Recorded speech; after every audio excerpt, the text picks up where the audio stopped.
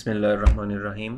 अस्सलाम वालेकुम। Class 9th का मैथ का आज हमारा थर्ड लेक्चर है बच्चे, जिसमें हम मज़ीद कुछ डेफिनेशन हैं उनको स्टडी करने जा रहे हैं। कल आपकी एक्सरसाइज 1.1 कंप्लीट हो गई थी। अब अपनी एक्सरसाइज 1.1 के नीचे ही आपकी कुछ मज़ीद डेफिनेशन आ रही हैं जिनको आप देखेंगे, इनको हम डिस्कस भी करेंगे और फिर उसके बाद आप लोग इनको याद भी करेंगे। जी, तो सबसे पहले आपकी डेफिनेशन जो आ रही है वो है आ रही है रो मैट्रिक्स की, जिसको उसने नाम दिया है रो मैट्रिक्स का। इसको हम उर्दू में पढ़ते हैं कतारी कालब। रो या उर्दू में कतारी कालब।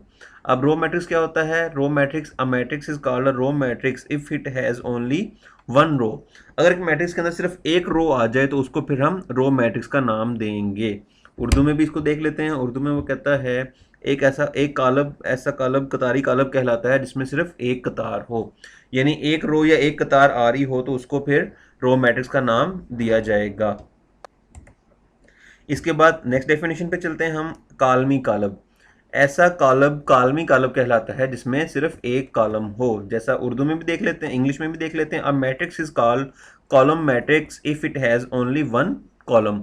एक मैट्रिक्स, ऐसा मैट्रिक्स जिसके अंदर सिर्फ एक कॉलम आ रहा हो उसको हम कॉलम मैट्रिक्स का कहेंगे, उसको उसका नाम कॉलम मैट्रिक्स कहेंगे। जैसा कि यहाँ पे आप लोग एग्जांपल में भी देख सकते हैं। रो मैट्रिक्स में भी डेफिनेशन उसकी एग्जांपल मौजूद थी।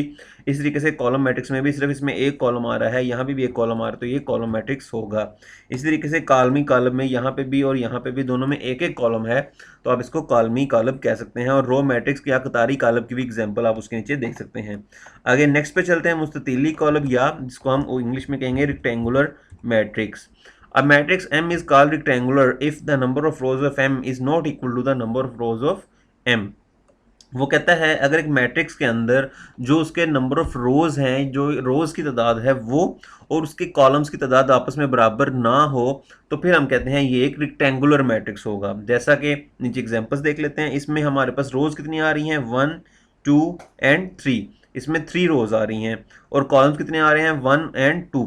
तो 2 कॉलम्स हैं, 3 रोज हैं, दोनों की तादाद आपस में बराबर नहीं है तो ये एक रेक्टेंगुलर मैट्रिक्स कहलाएगा। उर्दू में देख लेते हैं। मुस्ततीली कालब, ऐसा कोई भी कॉलम मुस्ततीली कॉलम कहलाता है जिसमें कतारों की तादाद उसके कॉलमों की तादाद के बराबर ना हो। अब इसकी भी हम लोग एग्जांपल देख लेते हैं। यहाँ पे 1 और 2 कॉलम आ रहे हैं और कतारें कितनी हैं? 1 2 और 3, तो तादाद बराबर नहीं है तो ये मुस्ततीली कॉलम होगा। एक और मिसाल देख लेते हैं। यहाँ पे 1 और 2 कॉलम कतारें आ रही हैं और 1 2 और 3 कॉलम आ रहे हैं तो ये भी आपस में इनकी तादाद बराबर नहीं है तो ये भी एक मुस्ततीली कॉलम बन जाएगा। जी नेक्स्ट, इसके बाद आता है स्क्वायर मैट्रिक्स, या उर्दू में इसको हम कहेंगे मुरब्बी column. A square matrix is a matrix is called a square matrix if it has only if its number of rows is equal to the number of columns। दोबारा मैं पढ़ देता हूँ। A matrix is called square matrix if its number of rows is equal to its number of columns। क्या कहता है वो? अगर एक मैट्रिक्स में नंबर ऑफ रोज यानी रोज की तादाद और नंबर ऑफ कॉलम्स यानी कॉलम्स की तादाद बराबर हो जाए तो उसको फिर हम स्क्वायर मैट्रिक्स का नाम देंगे। उर्दू में भी देख लेते हैं। मुरब्बी कालब, एक दिया हुआ कॉलम मुरब्बी कालब कहलाता है अगर इसमें मौजूद कतारों की तादाद उसमें कॉलमों की तादाद के बराबर हो जाए, यानी जितने कॉलम हो उतने ही कतारें हों, या जितनी कतारें हों उतने ही कॉलम हों, या जितने रोज हों उतने ही कॉलम्स हो जाएं तो फिर उसको हम मुरब्बी कालब या स्क्वायर मैट्रिक्स कहेंगे। एग्जांपल देख लेते हैं। यहाँ पे 2 रोज हैं या 2 कतारें हैं और 2 ही कॉलम हैं तो ये एक मुरब्बी कालब है या स्क्वायर मैट्रिक्स है। यहाँ पे 3 रोज हैं, 3 कतारें हैं और 3 ही कॉलम है तो ये भी एक स्क्वायर मैट्रिक्स या मुरब्बी कालब होगा। इसके अलावा यहाँ पे भी देख लेते हैं। एक रो है, एक ही कॉलम है, एक रो है और एक ही कॉलम है, या एक कतार है और एक ही कॉलम है तो ये भी एक मुरब्बी मैट्रिक्स या स्क्वायर मैट्रिक्स बन जाएगा। जी बच्चे, इसके बाद नेक्स्ट डेफिनेशन है हमारे पास नल और जीरो मैट्रिक्स की।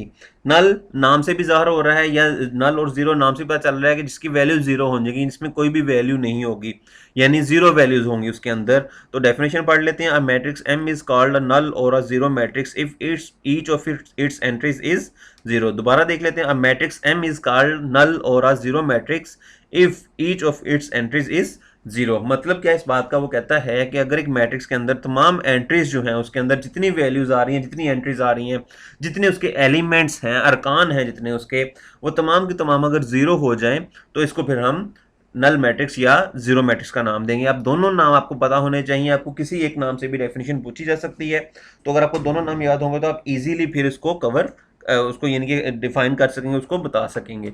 इसके अलावा इसमें इस डेफिनेशन की सबसे लास्ट लाइन एक वो भी आप नोट कर लें, note that the null matrix is represented by ओ।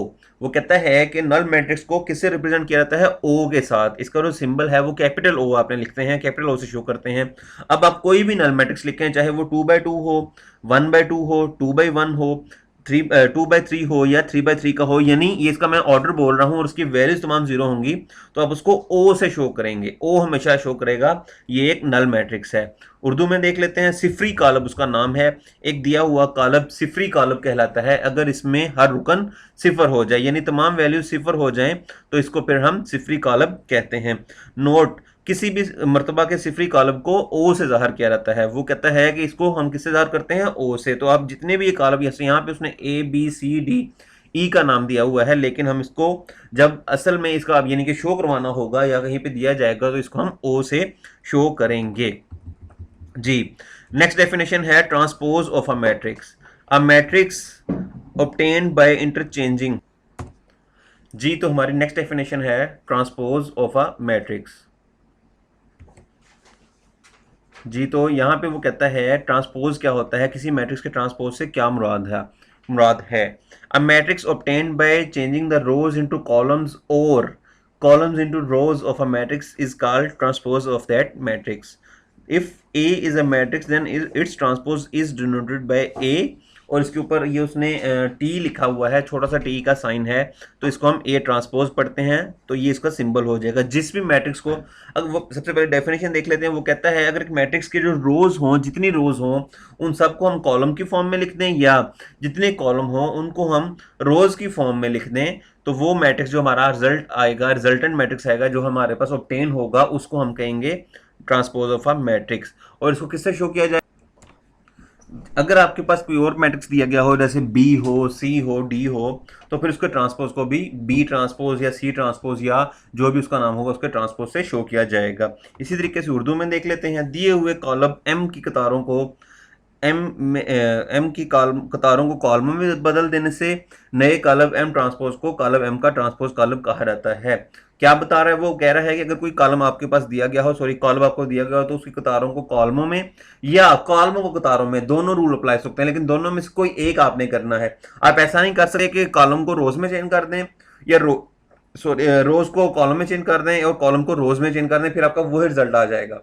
आपने कोई एक काम करना है, या रोज को कॉलम में करना है या फिर कॉलम को रोज में करना है। बाकी इसकी डिटेल जो हम जब आगे क्वेश्चंस करेंगे तो उसके अंदर भी डिस्कस करेंगे।